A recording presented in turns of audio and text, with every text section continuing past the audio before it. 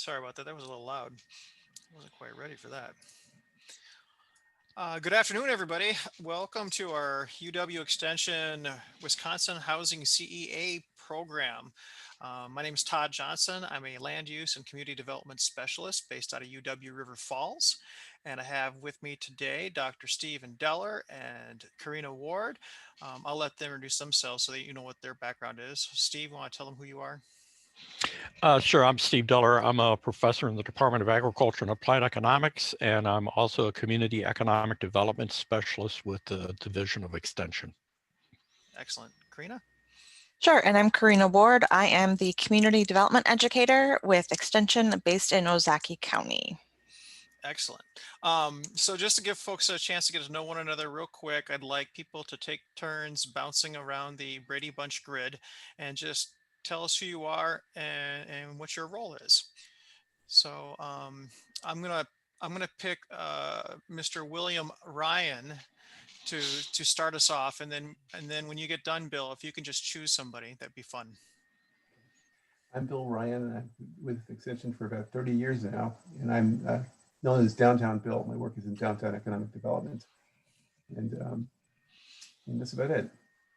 Karina? Well, Karina already went. Oh, Steve, you did one. How about Karen? I'm Karen Dickrell. I'm in the Institute for Human Development and Relationships, but I'm serving on our United Way Community Solutions team, and housing has come up as a critical issue right now. It was an issue before the pandemic, and now it's even more of an issue. And Karen, why don't you pick someone? Oh, I'm sorry. That's fine. Alan Wildman. Yep, I'm Alan Wildman. I'm with the village of Prairie du Sac in Sauk County. I'm the village administrator. And I'll pick Mark Stewart to go next. Thanks a lot, Alan. Appreciate it. Mark Stewart, I'm with Zierbecker. I am a community development consultant. And Mark, who would you like to pick to go next? Let me look at the list. Let's go with Rachel Ratham. Hey everyone. So I work at CCED. I'm, I guess, a recent grad school graduate, so just here to learn, continuing on some lifelong learning. So, Miles, why don't you go next? I'm Miles Alexander. I am Oneida County Community Development Educator with Extension for 5 years. And come with a background in architecture and planning, and yeah, can't see enough of Todd these days working on the 3D design team. Nice to see Karina again too. I'll go to Kelly. Hi everyone, Kelly Peterson, Bayfield County Community Development Educator. Okay, Kelly. And I'll pick, let's see, who do we got here? Nathan. Hello, I'm Nathan, if you can hear me. Community development educator with Extension in Portage County. Like Karen's community, a community that has identified housing affordability as a real concern, even before the pandemic, and now also more of a concern here. So let's see, has Alan Wildman gone already? He has. You got to pick somebody else. Yeah, very well. I'll go with Sherry Daniels. Sherry, can you tell us who you are and a little bit about yourself? Sure. I work in Portage County with Nathan, and my focus is on financial in the Human Relationship and Development Institute. And I've been working with the Rent Ready program in Portage County, which is getting homeless people into good housing, not substandard or predatory housing.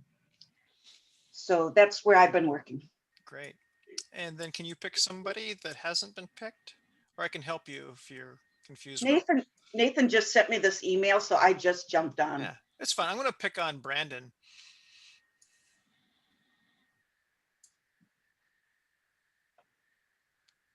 I'm still picking on him.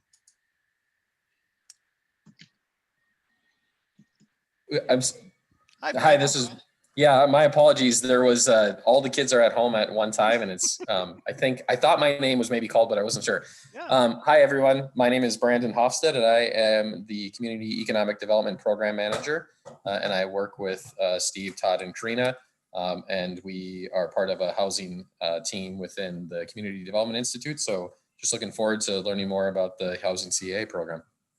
Excellent. And I will choose Kevin. Kevin Struck, Sheboygan County for almost 20 years now. Great. Thank you, Kevin. Am I the last pick? You're not. You're not. You got Brian and Melinda and Kathleen. All right, I'll pick Brian. All right. Yeah, Brian Duval, Reedsburg planner and building inspector. I'll go with Melinda. I'm Melinda Osterberg. I'm the community development educator for Marathon and Lincoln counties. And I forgot who was the last person. Well, you got Kristen and Kathleen now to choose Ooh, from. okay, Kathleen. Hi, I'm Kathleen Haas. I'm in Columbia County and I'm the community development educator there. I think I've been with Extension for 25 years. Fantastic. And last but not least, Kristen Runge. Hi, I'm Kristen Runge. I'm a community development specialist and I've been with Extension for 5 years now. Oh, it looks like we have one more person who just signed in, Nancy. Nancy, once you're ready, if you want to just introduce yourself briefly, tell us who you are and what you do.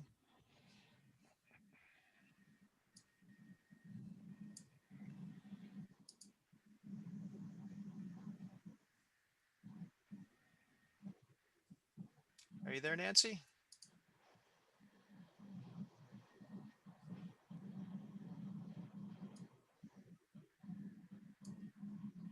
Okay, well, we're going to continue on. So again, welcome everyone.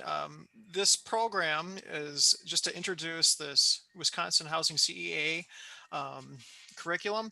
And to begin with, I just want you to know that the purpose of it was to really introduce it to our UW Extension colleagues, but everyone is really welcome. And I appreciate the fact that we got folks who are not of Extension that are with us today to help us learn more about this together and maybe ask some questions and learn from one another. So thank you, everybody. Please feel free to interrupt us at any time during this presentation. As long as we get out of here at a decent time, I think we got plenty of time to get through all this. Just to give you a little bit of background, we're going to go into the next slide, Steve.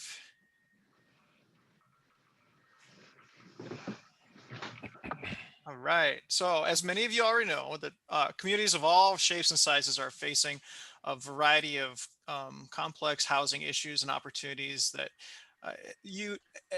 those of us at UW Extension recognize the fact that these things are really complex and they require some pretty sophisticated diagnosis to have a better understanding about what's really going on there, as well as understanding what are the local capacity to deal with it. So we know that there are different public agencies and private firms, nonprofits, and public-private partnerships that are attempting to address these housing issues using a variety of tools and processes. And we at UW Extension want to try to figure out what we can do to help in that universe of issues and opportunities as well. So moving on to the next slide.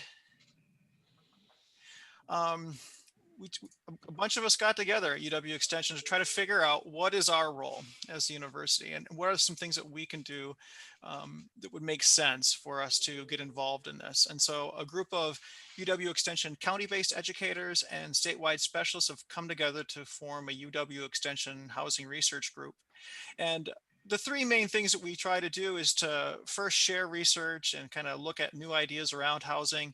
The next is to work at connecting with the public, private, and nonprofit sectors to learn more about housing issues and opportunities that we might not be aware of, and just to be more informed about what's going on and to help connect the dots between those different entities. And then the last thing is to hopefully develop and support housing curriculum to be used by our local educators in their communities. And so those are like the three main things that our housing research group are sort of self-tasked with. And then we move on to the next slide.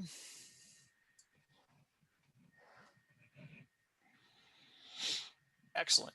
And so kind of what we're going to dive into today is kind of one attempt to look at how we might respond to this as UW Extension. And so we're looking at developing an educational program that helps communities identify their own local issues around housing and to help understand what their capacity is to address them, and then hopefully help them work through what it would take to take action and to resolve some of those issues and take advantage of some of those opportunities that might be there. And so it's really based on just the sort of the basics of all sort of planning processes, which is number one, you collect stuff. Number two, you organize that stuff. And then number three, you select something and take action. And so the first sort of step in all of this would be to develop some sort of local housing snapshot and look at the housing data, the local and regional housing data of that community. The second part is the more robust assessment process, which we're going to focus largely on today, the housing CEA, which Steve will talk about after me. And then lastly, a customized sort of next step programming that would help the community figure out how to take action that makes sense for that particular community. So that's the end of me talking, and I'm going to hand it over to Dr. Deller. Good afternoon, everyone.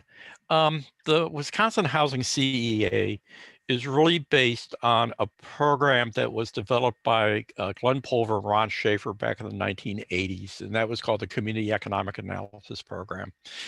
And the program was really aimed at helping communities identify specific economic objectives and strategies that the community wished to pursue. Some of you may remember that the 1980s, the middle 1980s, the economy was not good for Wisconsin.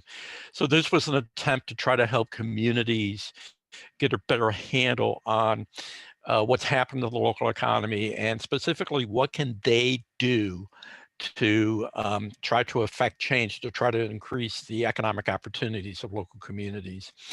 It was conducted in dozens of communities throughout the 80s and into the 90s. And as the economy recovered, communities kind of moved on to other issues. So we haven't really been doing community economic analysis programs in a while, but it provides a model for us to think about how to work with communities as it relates to housing.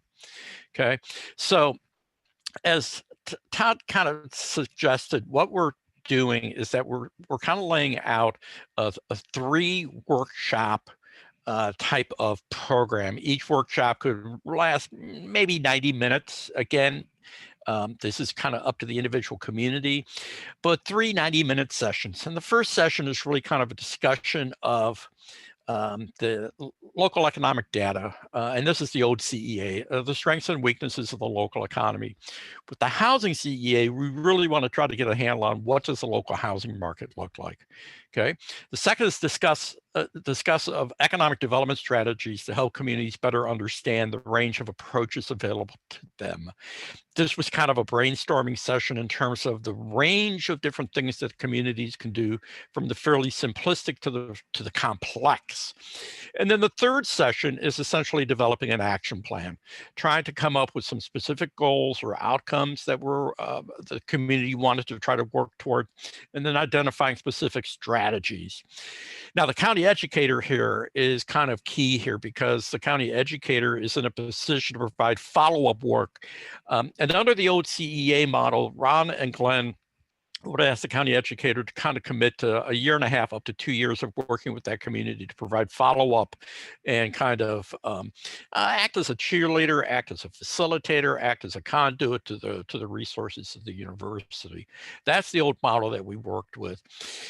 Out of it, we developed some classics that are now used across the board. One was a tool for data analysis. This has become kind of a go-to manual now that's used in many states. The other one was the Glenn Pulver came up with these 5 basic strategies. We kind of refer to it as the gospel according to Glenn, thinking about economic development strategies and trying to get communities thinking beyond what they had historically thought about, and then some process facilitation skills, like a force field analysis type tool. Okay, this program, the Wisconsin CEA, has developed and matured over time. Some of you may have heard of the Take Charge program. That is essentially a version of the Community Economic Analysis program. Today, the SET program, Stronger Economies Together, which is a national program that's coming out of USDA, that kind of has its roots back to the original CEA. And you can actually say that around the Midwest, there's about a dozen states that actually have some type of community economic analysis program. So we have a lot of tradition here in terms of how we're trying to build on what we learn from that economic development, and how can we adapt that to the housing situation. One of the key tools that came out of this is the Housing Preparedness Index. This is really kind of a set of questions that we can walk through to essentially help the community think through different strategies that are available to them. It's set up like a survey, but it's really kind of intended to spark a conversation. And by the questions that are being asked, you're essentially introducing different types of strategies or different things that the communities could be thinking about. So this was a key tool in that second session. Okay, we've actually adapted that idea to do one to look at local government preparedness. This is essentially a tool that can be used with local governments to help them think through kind of the best practices, if you will, around local public finance. And again, it's kind of a set of questions to just kind of spark conversation and get people thinking creatively in terms of why they do things the way they do it, how could we do things differently, and why we might be able to do things. It's basically trying to do some brainstorming a little bit. So is the question that we need to ask then, is the community asking for, are they ready for a housing issue? Is a housing CEA type program appropriate for that community? So is the community ready for undertake something like this? Ideally, what we want to do is define a kind of a study group, if you will, a group that's going to be willing to commit to working on this issue, committing to the workshop and then committing to the follow-up. We're looking at maybe 10 to 12 members of the community that are willing to devote time and energy to this. The first session, again, is kind of data overview. What's the data telling us about housing? Okay.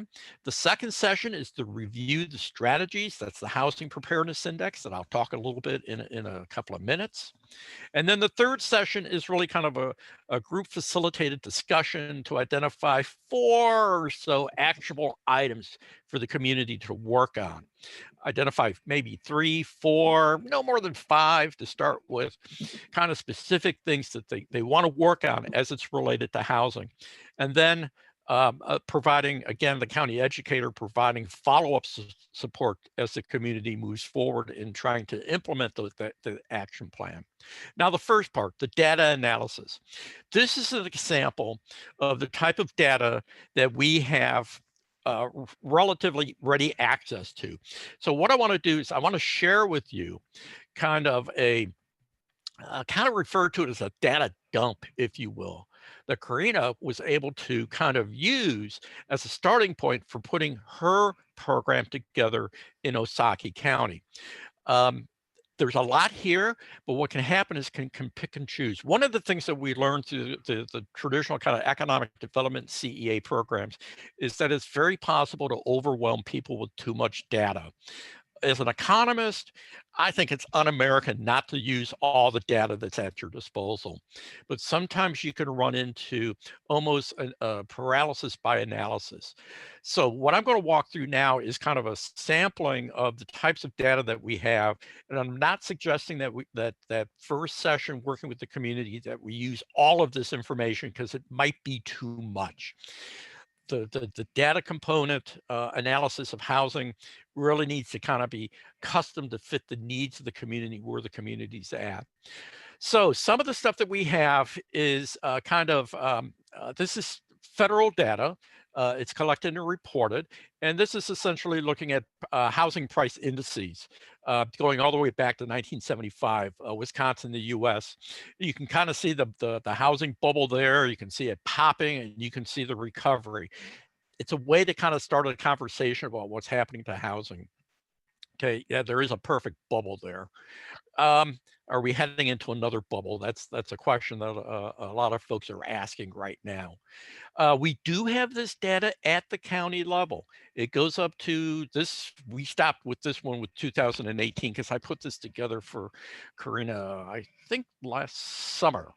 The 2019 data might be out, but we can look at the county level and we can kind of see how the county's doing relative to some of the neighboring counties. We could also put Wisconsin in here if you wanted to. Okay, so you can see the run up, you can see the bubble, you can see the crash of the housing market, you can see the recovery, the strong recovery. Kind of zeroing in more recently, different ways of looking at the same type of data. You can see the crash, you can start to see the recovery, you can start to see that some counties actually experience more of a crash and they're coming back stronger. Okay. This is just another way of looking at the data. The blue chart is kind of the peak before the Great Recession, and now the tan or the gold chart is where we're at 2018. You can see that all the counties are actually housing prices are above where they were before the Great Recession, except for Walworth County. Okay, now this is something that I think is important because what this is building permits. For new single family homes. So we put this on a per thousand person basis so we can do comparisons. And we go back to 1990 and you look up to the Great Recession when the housing market collapsed, you can kind of see what the normal market looks like. You can see the market crash and then look at it post that. You would think with housing prices going up, you would see more housing being built, but we're not seeing that. That's that lower part down there. Why is that happening? And that can spoke some interesting conversation in the community. Okay, this is just monthly housing, gives a little bit longer time period. Most of the new housing that's going on is single unit housing. There's not as much multi-unit housing development being proposed. It's starting to trend up a little bit, but it's not back to where it was anywhere near. Are homes primarily owner occupied or are they rental occupied? And again, this is just kind of comparison of where does Osakie County compare to some other counties within the state. You can see about in Osakie, about 3/4 are actually owner occupied and about 1/4 is rental property. And you can see how that varies across. Sauk County kind of pops out because there's a lot of recreational housing there that's for rent.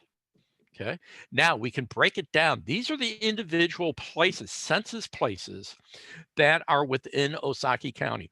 So what we're doing is that we're essentially looking at the county level. How's the county look? And then we can break it down and look at individual communities. Okay, how does this vary across different places within the county? Okay, vacancy rates. Again, there isn't a whole lot of vacancies in Osakie County, but normally there is some vacancies. I mean, that's kind of, there's a normal churn in the market where there's always going to be some vacancies that are occurring within the market. Occupied housing, vacant housing, again, within the individual communities, within the county. And you can see where, kind of what's the normal rate of vacancy for individual communities. Okay, the homeowner vacancy rate versus the rental vacancy. There's a much higher turnover rate in rental property, which makes sense.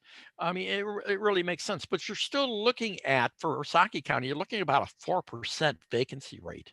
That's not that high, okay? Vacancy rate with inside individual community. There's a couple of communities within Osakie County. There are no vacant housing. There's no vacant rental either.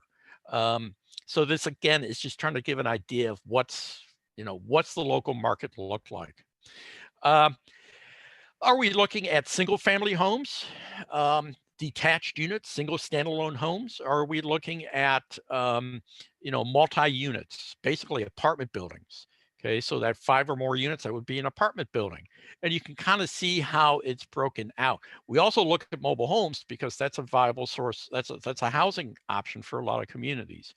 And you can kind of see how in Ozaukee County, there's hardly any mobile homes. Go over to Sauk County, there's more mobile housing. So again, this kind of gives a feel for what's the market look like for the local community. And again, we can break it down into individual communities within inside Ozaukee County. And you can see, for example, here that Thinsville, if I'm pronouncing that right, there's a fair amount of rental buildings in Thinsville, and same with Grafton. That's where a lot of the rental market is. Belgium, there is very little large apartment buildings in that area. Okay. How old is the housing stock? This is particularly interesting. I think when you look at the two extremes, that kind of darker blue one at the bottom is houses that are built before 1940. Walworth County tends to have a little bit older housing stock. Ozaukee doesn't have, their housing stock isn't all that old compared to these other counties. And then the other extreme is the green bar at the very top is the new housing stock built since 2010.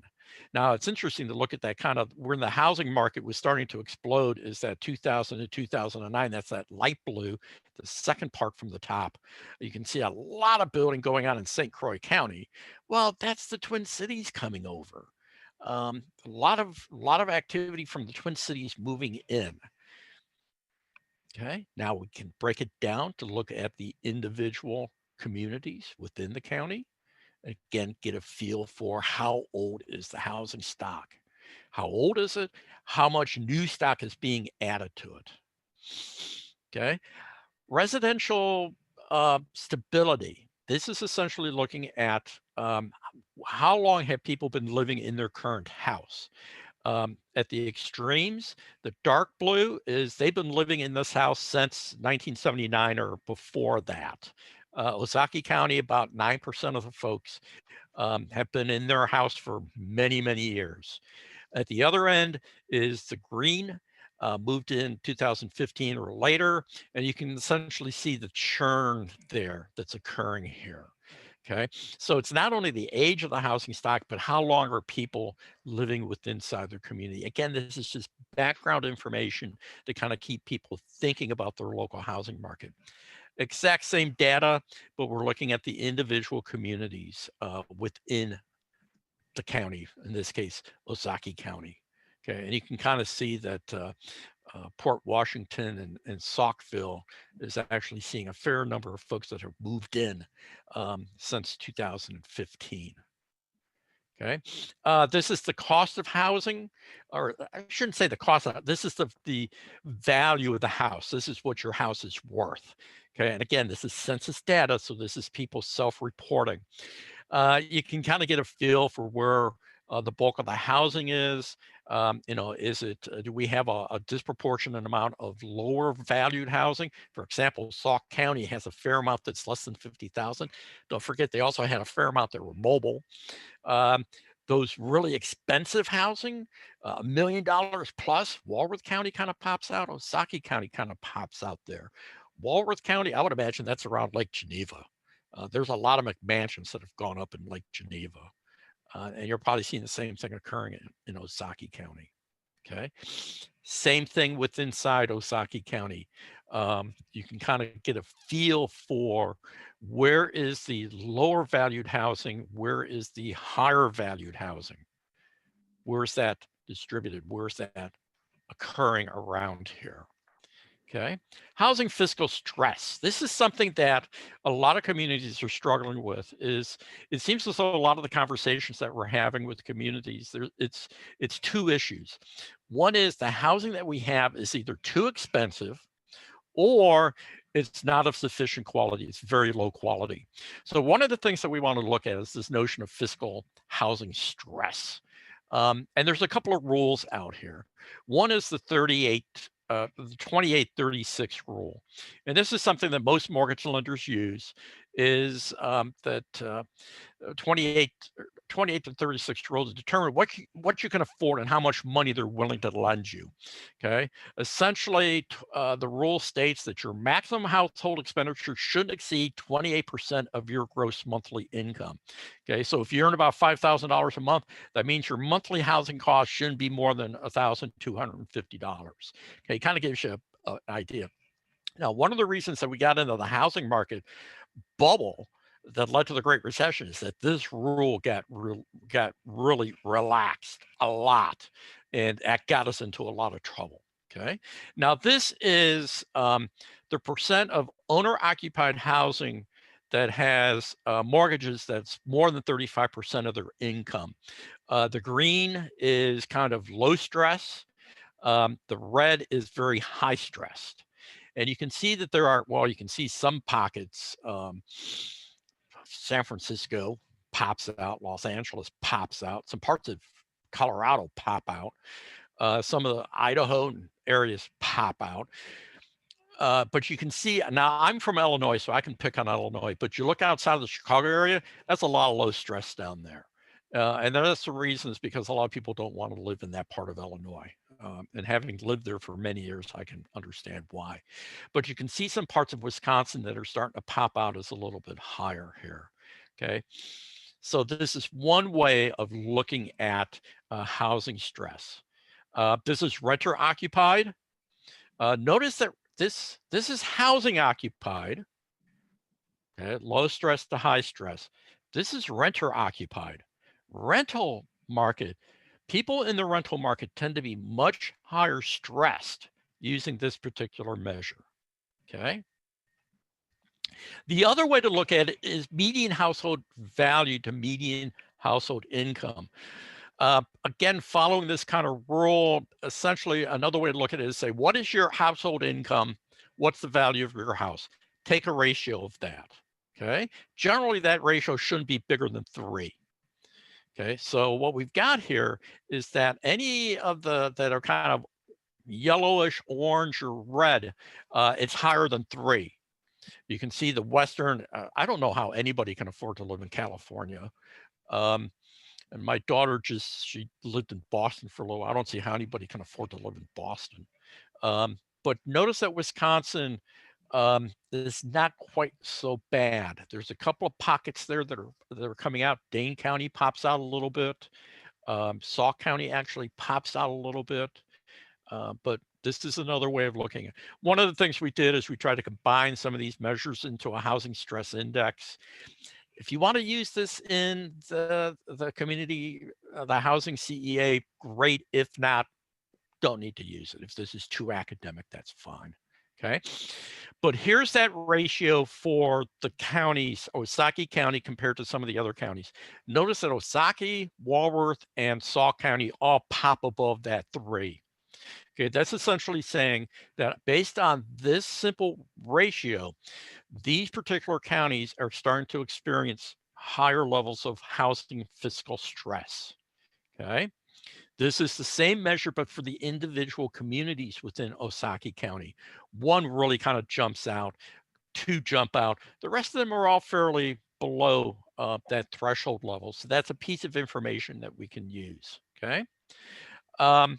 This is looking at housing units with a mortgage that are 35% or more stress, housing units without a mortgage. You still have costs. I mean, you got to have utilities, you got to pay rent, you got to pay property taxes, all that kind of stuff. And then occupied rental units. And again, notice what pops out here. It's the rental market where there's a lot of stress here. That's where so if housing affordability is an issue that you want to think about, what this analysis is saying is that you got to look at the rental market. Okay. Same thing with inside each community. And the last one there, and I can't pronounce that name right, there are no housing units without a mortgage. So it's again, it's a piece of information that we can use to kind of look at. Cedarburg, for example, they've got a lot of rental stress in the rental market. Now, we tried to do something similar to this with the quality of the housing using census data. The problem, though, is that the analysis of the quality of the housing, like percent with plumbing, a percent with complete electricity and things like that. When we built those indices, we thought, man, wait a minute, those maps look really familiar. We pulled out the map of recreational housing, almost a perfect lineup. Our analysis was essentially saying, no, that's not a bad house or a low quality house. That's a fishing cabin. We couldn't separate out the two. So we've decided not to use that data.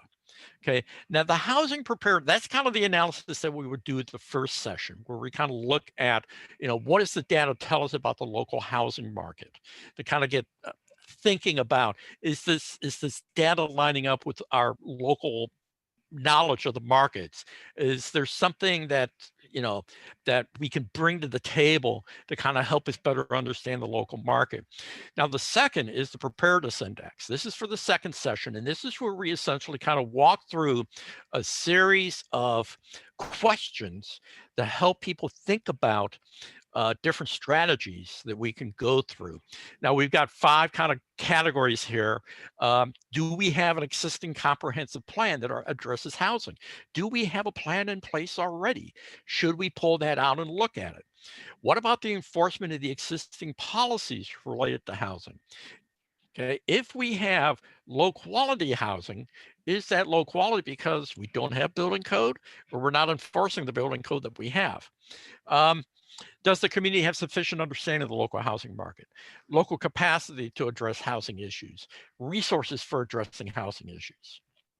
Okay, so this is an example of some of the sample questions that are in the existing plan. First off, do we have a comprehensive plan in place that identifies our vision of our community? Okay, yes or no? Not sure.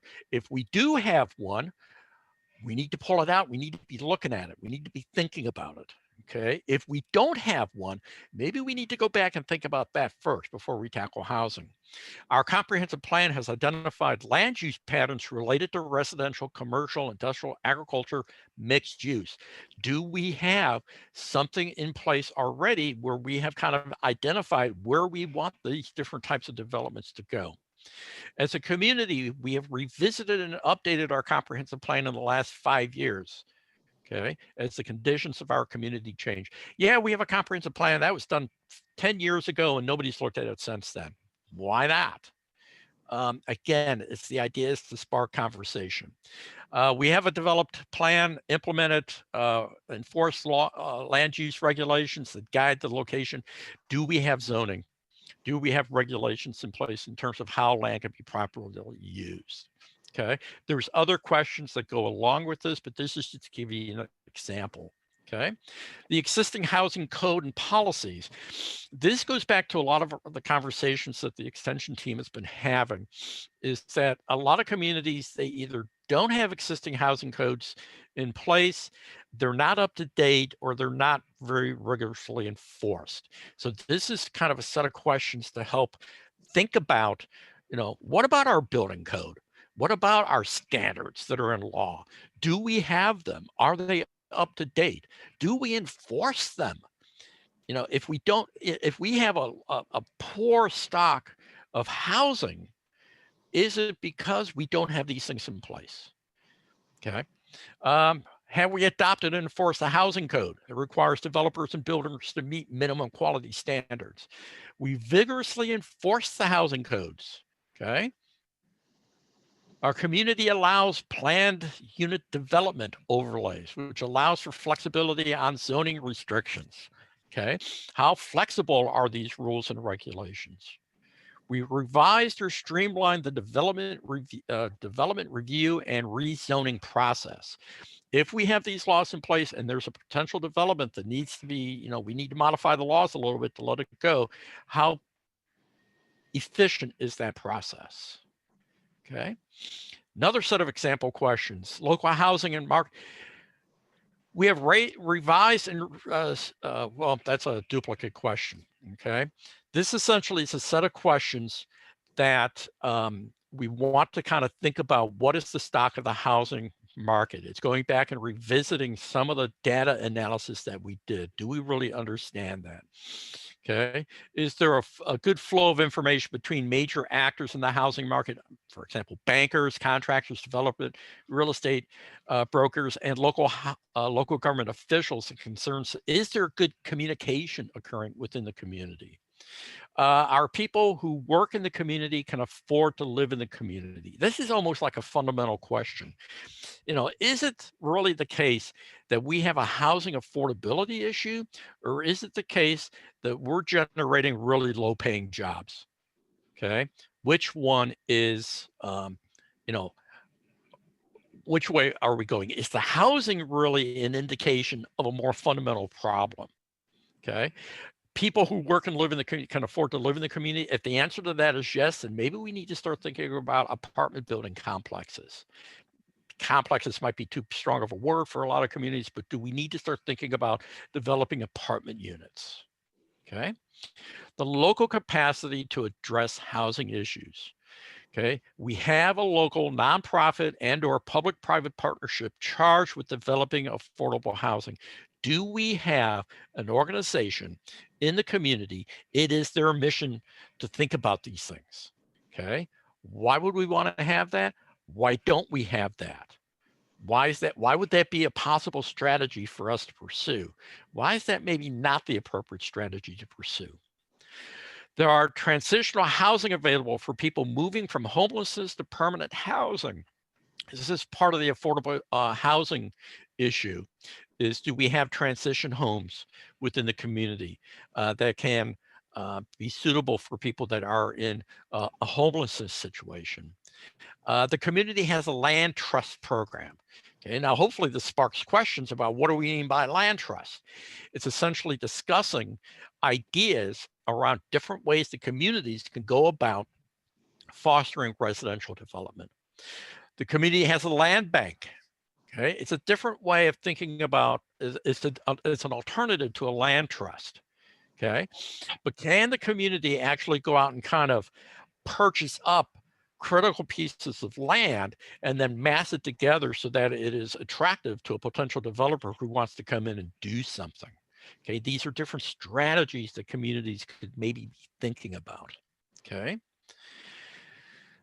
We regularly apply for state and federal community development grants to aid us in addressing housing issues. There is a ton of grant money out there, particularly on the affordable housing side.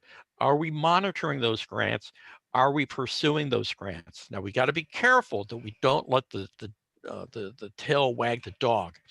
You don't let funding opportunities drive what your strategies are, but rather you look for funding opportunities that will support the strategies that you want to put in place. Who's monitoring that? Who's going after that money? We have the resources to fund local home repair loans and grants programs. Perhaps part of the issue that we have here is that people want to, that they can't afford to repair their homes. Okay, they're aware of it, but they simply don't have the resources to do it. Can there be a community program that would essentially allow small grants, small loans to help people maybe maintain their house? Okay, the college town that I did my undergraduate work, they actually had a program where they would essentially buy people paint. If your house needed to be painted and it was an eyesore, the community actually would go out and buy the paint for you. Then there'd be volunteers that would actually help you paint the house. Simple, simple, simple, but it kind of, not only a community development program, but it improved the visibility of the program. A community has a download assistance program for first-time home buyers. If you're trying to promote, for example, boomerang migration, you're trying to get youth that have grown up in the community, they've gone off to college, they've gone off to experience the bright city lights, and you want to attract them back, is there a program to help them come up with a down payment to purchase a house? Okay, the community regularly works with local banks to ensure that they are working on affordable housing issues as part of their Community Reinvestment Act obligations. The Community Reinvestment Act can be a very big stick that can be used with local bankers to get them to make investments in community improvement projects, and housing can be one of them. Are we thinking about that? Are we interacting with the local bankers to kind of ensure that this is available? Okay. Now for the action, hopefully that's generated a lot of discussion, a lot of kind of thinking, and folks go home, they kind of think about it, and then they come back for the third session and kind of say, okay, now we got a better understanding of what the housing market looks like. We got an idea of a range of different things that we could do. What do we actually want to do? And Karina, do you want to take over for this? Yeah, so thanks, Steve, for going through all of that. One thing I do want to point out about the Housing Preparedness Index is that as you are facilitating that process, you would not be going through all of those questions. You would be selecting several of them to use as with your group. So it can seem overwhelming to see so many questions, but as the county educator or the person who's facilitating the process, you're going to go through that list and pick the ones that you think make the most sense for the group that you're working with and choose those to work through with your group. So as Steve has talked about, we talked about in the first session, you are going over the data to really convey what is out there with housing, what your housing market looks like. With session 2, you're going through and really having that discussion with the group about what are some strategies, what's currently happening, what more could be done. And then in session 3 is the time when you, it's really the choose your own facilitation adventure, where whatever your favorite process is, you're using that process to identify what are 3 to 5 actionable items. So I know as we were talking about this, Steve was calling it kind of the James Bond method. So it's whatever tool works best for you.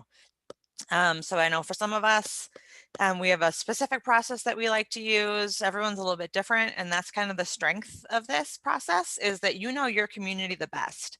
And so you know what process is going to work the best with your community, and you are the right person to lead them through this conversation. And so some examples of things that might come up might be the group decides to revisit existing building codes and enforcement policies. They might realize that they really need to gather some additional information on some of these topics to have a better understanding before they can move forward. And so those are all things that you as the educator are going to talk through with them and help them come to a conclusion on what some of those things might be. And so then once we have those things, then it's time to really talk about some action and or implementation plans. And the key thing here that we really want to stress is the importance of matching the capacity that you have locally with those identified needs. It's really important when we are working with our communities, especially around housing, which is such a big issue, that we are not biting off way more than we can chew. So when you are putting together that committee, those 10 to 12 people, and you're being really intentional about what the capacity is that you have there. And then when you're going through this process to come up with those actionable items, really keeping in mind what is the capacity that you have locally and what are some things that can be accomplished. Ensuring that there are some things that can be moved forward so that the group can keep that energy going and move forward. And I think that really brings us to our next slide, which is the importance of following up. I know that Steve, you said this earlier with the previous models, the CEA model, it really was all about follow up, follow up, follow up, and the expectation that as educators, we would be continuing to work with our communities after going through this process for up to 2 years. And that really is kind of the intention here, is that this is a relationship building exercise as much as it is anything else. And that the opportunities here is to continue the work with your community as you go forward. And so this really, again, is a program that builds off of that housing snapshot, that data that we talked about, and then that process that Steve talked about to really identify some of those opportunities that we can help address some local housing needs. And we view this as something that can be customized to meet your local needs, right? So Steve showed a pretty broad range of housing data that's available, and there is more out there. So there's more data that we didn't show you that you could pull. So you can very easily customize this to whatever the issue is in your area. So if you know that affordability is the main thing, then you can focus the data presentation on that. If you know that something else is your issue, we can focus it more on that. And then I think, Todd, I'll turn it back to you to kind of wrap us up here. better unmute myself first. All right. So we kind of flew through a whole bunch of material kind of quickly, and I know that some of you might have quite a few questions out there, and so I'd like to take a few minutes here to address any of those if you have some.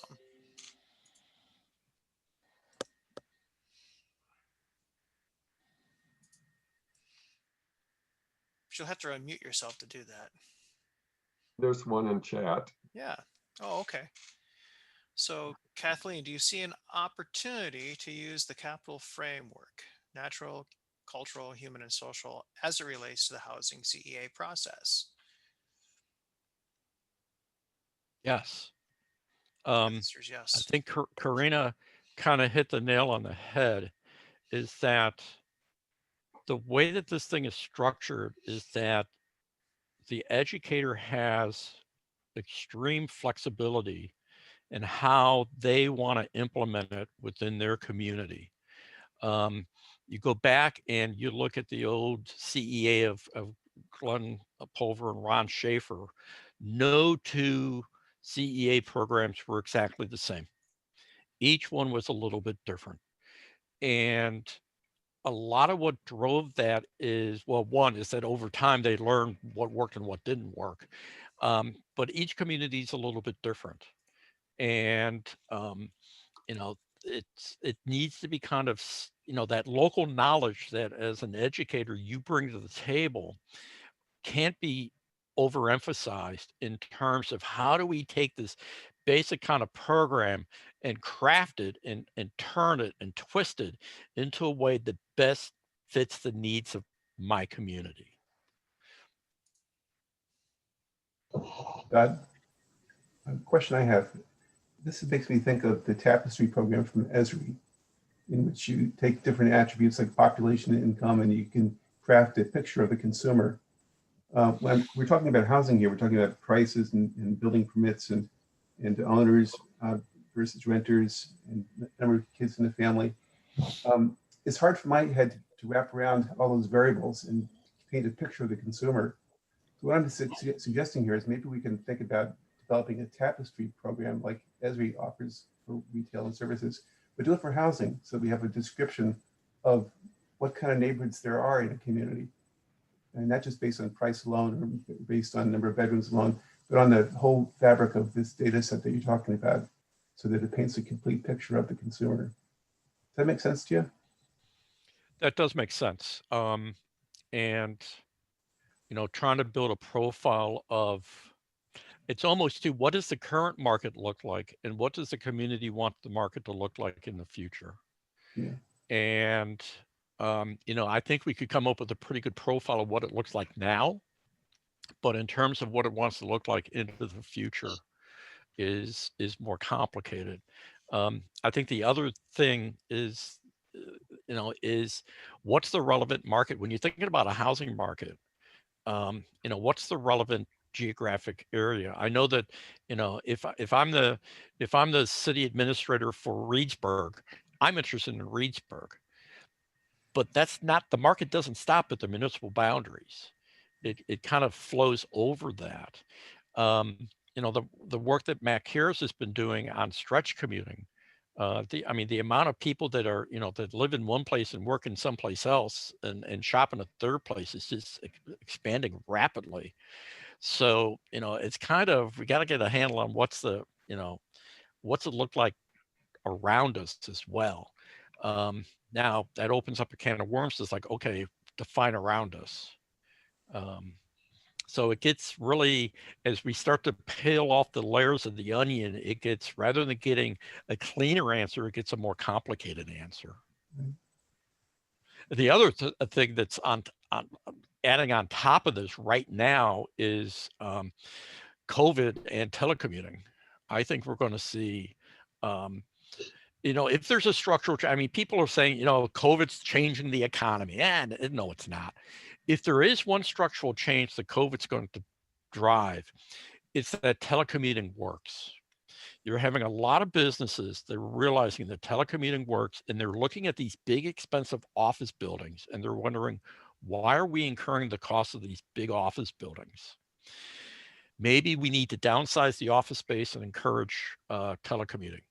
Now, if the workforce is now suddenly mobile, they're not tied to within a commuting distance of that big office building. Are they going to start looking at, ooh, I want to go live on a lake, or I want to buy 40 acres of forest and live in the middle of that 40 acres, or I want to live in a little farmette in a valley, in a little pocket valley. I mean, housing is going to open up as more of an issue, I think, as telecommuting becomes. People are going to start looking at that. Hey, Steve, my question, what I see in Sauk County, and you kind of touched on this a little bit, but what I've seen lately is that the cost of building a house, right, the building materials are really expensive. So builders can't make the kind of margins they need to make to be able to sell a house in, you know, for a reasonable price for what a person is getting. Either that or the land is so expensive that it really drives the price of housing kind of beyond what it's worth. Does that make sense? Yes, and you're how absolutely. How do you deal with that? You're absolutely right. I mean, there is no simple answer to that. You look at the profits of developers, and my brother-in-law was a general developer, and you know, he used to flip houses in the Chicagoland area, and it's like, Ed, why do you focus on the $1 million plus homes? He goes, because I make a lot more money. You know, I could build 5 affordable housing and barely break even, or I could build 1 big McMansion and make a nice profit. So the market is set up not to favor building modest homes. There's just no money in it. A lot of it is land. Now, this is where the community, can the community do land banking? Can the community actually go in and buy up land and then maybe do, and Todd, correct me if I'm wrong, but like do a 99-year lease for $1 a year to a developer? I mean, my house in Madison, I won't say what it's assessed at, but the land is worth 2 times the house sitting on top of it. How can municipalities? There's a variety of different interventions you can use to separate the price of the land from the price of the home, and but a lot of it isn't going to happen, like Steve said, under the current market conditions. There's just no incentive for a builder to take less money developing a home that's quote affordable. So it does require an intervention of some sort, and most often it requires either government and or private sector working together, or forming some sort of public-private partnership, or have a nonprofit take on the responsibility of monitoring those programs. Some of the easiest ones, I think, are ones in which you literally separate the land from the property, and you either do a land trust, or you do something in which it's like a single family detached condominium. So it looks like a single family house, but the person isn't buying the land, they're buying only the building. And so when they purchase it, they're not carrying on that added expense. It's part of a homeowners association or some sort of covenant program. But that requires some organization and some probably a nonprofit whose mission is to manage that type of property or that type of setup. But yeah, there are models out there. It's just that this isn't something that market forces are going to kind of solve on its own, I don't think, without any intervention. No, and the building material cost is also an issue. We used to call it the drywall effect. Is every time a hurricane goes through, the price of drywall spikes. And it's because the demand for rebuilding after hurricanes it drives the cost of construction material through the roof. And what can you do about that? I don't know. So we had a question from Miles, who then popped off but is now back. So Miles, do you want to voice your question? Sure, and Todd has another place he needs to go. I was wondering, you know, I'm part of the housing group, but I'm still looking for, and I hate providing these, like how much of a cookbook is there of this? That, you know, you showed us documents early on, you know, where do I go for these lists of questions? You know, how do I pull all these pieces together? Are they in one place?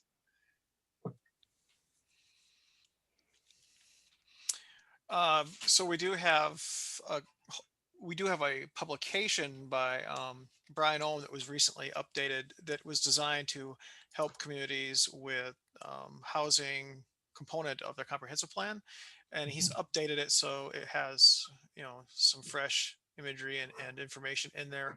I think even though it's designed for that particular purpose, it has a lot of good stuff in there as far as how a community can look at its housing and how it can think about housing and how it can assess its housing, and also some organizational structures as well within that.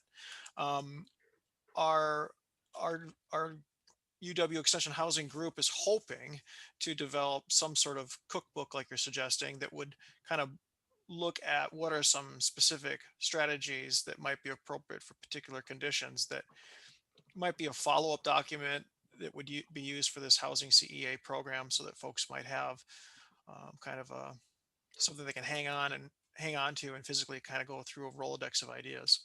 But as far as like the actual, Miles, do you mean like the actual, like the list of questions that we went through?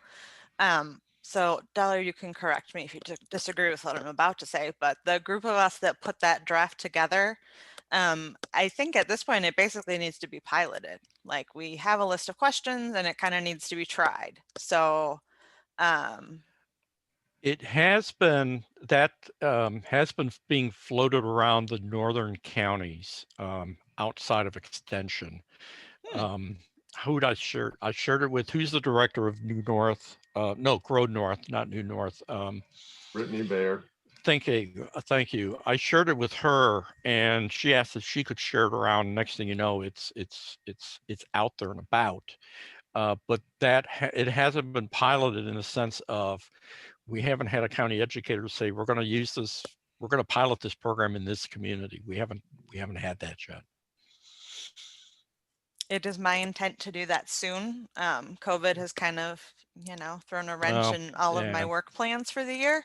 COVID's I done do that. have groups now that are re-energizing and wanting to work on some housing things. So I'm hoping that in the near-ish future, I'll be able to pilot this. As far as the data snapshot stuff, that's all stuff that Steve puts together relatively quickly. And then I also have stuff from Matt Curis. So those are both like, you send an email and within a week you have lots of data you can choose from. So it's not like a built-in ready to go program that you just like press a button and here it is. It's kind of more of a DIY approach right now, but I would say it's available and can be used, and we would love feedback from a few people who are interested and ready to try this in their communities. How's that We are Miles? Yeah, we are past 4 o'clock. So I don't know if you want to turn off the recording. I will. And we can stay on and continue.